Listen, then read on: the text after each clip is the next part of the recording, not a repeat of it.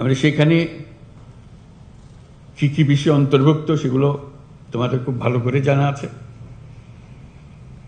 Police প্রশাসনের কাজ কি, সিভিল প্রশাসনের কাজ কি, কোঅর্ডিনেশনের কাজ কি। কিন্তু এই যদি বলি ওর কারণে আমারটা হয় না, এটা বলে তো আমরা পার পাবো না। যেহেতু জেলার দায়িত্ব সামগ্রিকভাবে একজনের উপরে, তার সঙ্গে কোঅর্ডিনেশন করেই করতে হয় সব কিছু। কাজে সেই কোঅর্ডিনেশনের কি সমস্যা, নাকি পৃথক পৃথকভাবে হবে, এগুলো পরিষ্কার করে নেওয়া, যাতে কাজ করতে গিয়ে আমরা অনিশ্চয়তার মধ্যে পড়ে না যাই। তো সেখানে আমাদের শৃঙ্খলা ভঙ্গ হলে কি করতে হবে, উপর থেকে নিচে পর্যন্ত চেইন অফ কমান্ড কিভাবে যাবে। এই নয় যে এটা তো আমার কাজ ছিল না, কাজে আমি আর মনোযোগ দিই নাই, এটা তো বললে তো হবে না। আমরা তো সবাই মিলে সরকার, যে এটার থেকে আমাদের উদ্ধার করতেই হবে। সেখানে নারী শিশুদের রক্ষা একটা বিশেষ দায়িত্ব, সংখ্যালঘুদের রক্ষা মস্ত বড় দায়িত্ব, কারণ এটার উপরে সারা দুনিয়া নজর রাখে আমাদের উপরে। আমরা সংখ্যালঘুকে কীভাবে তাদের সঙ্গে ব্যবহার করছি, একটা ছোট্ট ঘটনা সারা দুনিয়াতে বিশাল হয়ে যায়। আমি সেই ভয়ের জন্য তাকে শান্তি শৃঙ্খলার কথা বলছি না, এটা আমাদের দায়িত্ব। সরকারের দায়িত্ব হলো সকল নাগরিকের সুরক্ষা বিধান করা। আমি সংখ্যালঘু সম্প্রদায় তাদেরকেও বলেছি, আপনারা সংখ্যালঘু হিসেবে আমাদের কাছে দাবি করেন না, দেশের নাগরিক হিসেবে দাবি করেন। তার নাগরিক হিসেবে আপনার সংবিধান আপনাকে এই অধিকার দিয়েছে, সে অধিকার আপনি সরকারের কাছ থেকে পেতে হবে, সেটা আপনার দাবি পাওনা। কাজে আমাদের দায়িত্ব হলো এই যে টিম, সরকারের যে টিম, এটা নিশ্চয়তা দেও যে সকল নাগরিককে আমরা সুরক্ষা দেব।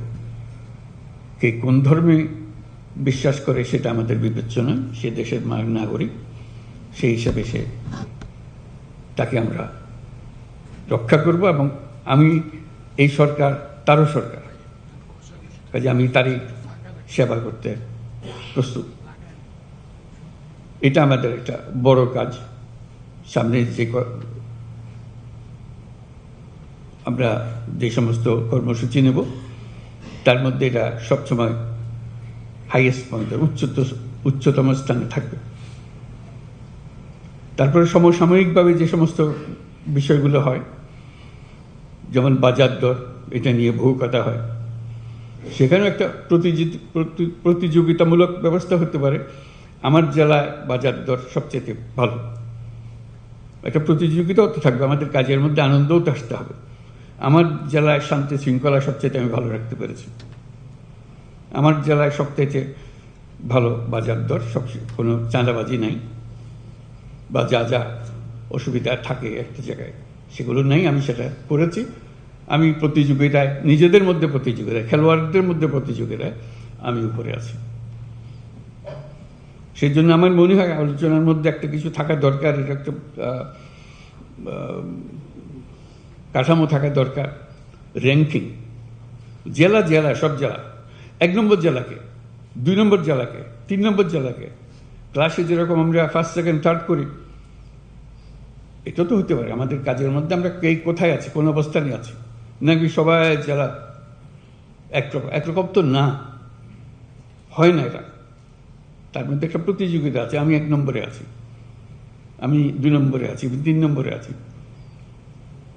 একজন 64 নম্বরে আছে, একজনকে 64 নম্বরে থাকতে হবে, তার চেষ্টা হবে আমি যেন আর 64 নম্বরে না থাকি। আমি সার্বিক বিচারে আমি এখন অনেক ধাপে এগিয়ে গেছি। এই র্যাঙ্কিংটা থাকলে নিজেদের মধ্যে আনন্দ হয়, এটা কাউকে মন খারাপের জন্য না, এটা আনন্দের জন্য, যে আমি গতবার এই ছিলাম, এবারে এই হয়েছি, গত বছর এই ছিলাম, এই বছর এই হয়েছে। এটা পরিষ্কারভাবে আমরা দেখতে চাই। এটা প্রতিযোগিতার একটা মনোভাব আসুক, এবং সেই প্রতিযোগিতায় যদি আমি ক্রমাগতভাবে 6 মাস কি 1 বছর 1 নম্বরে থাকি, বা 10 নম্বরের ভেতরে থাকি, তাহলে আমাকে একটা পুরস্কার দেবে, একটা রিকগনিশন দেবে। আমরা যখন বসবো সবাই, এটা পুরস্কার দেওয়া হবে যে হ্যাঁ এটা গত বছর সারা বছর ধরে 1 থেকে 10-এর মধ্যে ছিল, ওঠানামা করেছে কিন্তু 1 থেকে 10-এর মধ্যে বা 10 থেকে 20-এর মধ্যে ইত্যাদি ইত্যাদি। এটা একটা বিষয় হতে পারে যে আনন্দ এবং কাজ দুটো একসঙ্গে মেলানোর জন্য এবং তার স্বীকৃতি। এটাই জন্য বললাম, আমি যখনই এখানে আসার পরে, সরকারে আসার পরে সরকারি কর্মকর্তা সবার সঙ্গে দেখা হয়, কথা প্রসঙ্গে একটা কথা প্রকারান্তরে শুরুতে শেষে মাঝখানে বলে, আমি যখন ওখানে ডিসি ছিলাম, অমুক জায়গায় ডিসি ছিলাম, ডিসিটা তার সবচেয়ে স্মরণীয় অধ্যায়। তারা এখানে চলে এসছে, বহু উঁচুতে অবস্থানে আছে, কিন্তু সবচেয়ে স্মরণীয় অধ্যায় হলো আমি যখন অমুক জেলার ডিসি ছিলাম তখন আমি এই করেছিলাম। এটা তার একটা স্বাতন্ত্র্য। আমি নিজের ইচ্ছায় অনেকগুলো কাজ করতে পেরেছি সেখানে।